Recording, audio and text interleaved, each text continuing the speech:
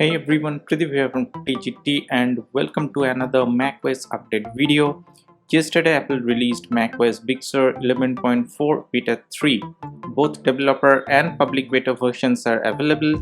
This beta came in around 2.85 GB on this 2017 MacBook Air, and depending on the version you are on, this should vary.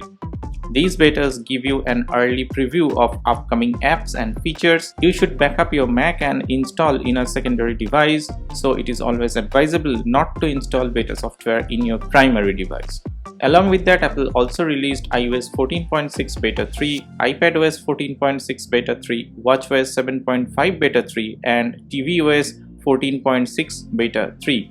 I have made a separate video for iOS 14.6 Beta 3. Do check it out later.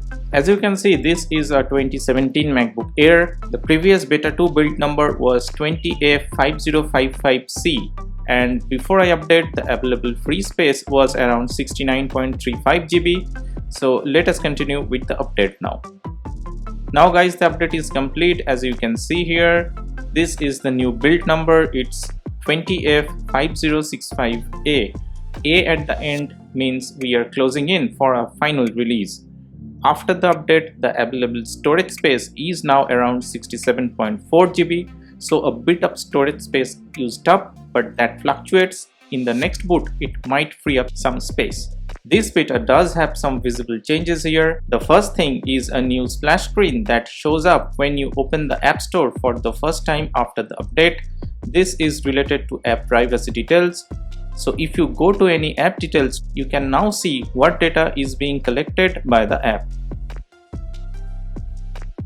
While opening the podcast app for the first time, you will now see a splash screen as well. I missed the screen, but this is about the upcoming podcast subscription that I mentioned previously on the iOS 14.6 Beta 3 video. You can support your favorite podcasters and unlock ad-free listening, bonus episodes and more. The Apple TV app has been also updated here. As you can see, it says the new home for TV on your Mac. Find your iTunes movies, shows, plus your Apple TV channels all right here. So a few new changes are being added to the Apple TV app as well. We should also expect some security patches and under the hood improvement in the version as well. In the last beta, I was informed that 11.4 restored the Thunderbolt bridge driver, which was broken in 11.3 for some users.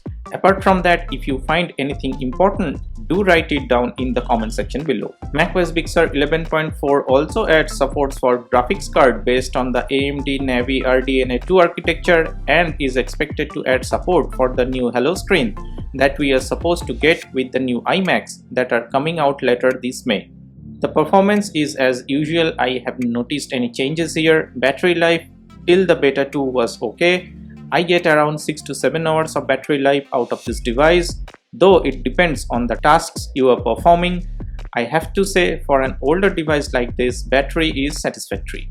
Now if you are interested about the benchmark, here are the scores for the MacBook Air mid-2017. As you can see here, this is on macOS 14.6 Beta 4. It is 668 for the single core and 1525 for the multi-core for this MacBook Air I am using. As you can see, the build number is the latest one.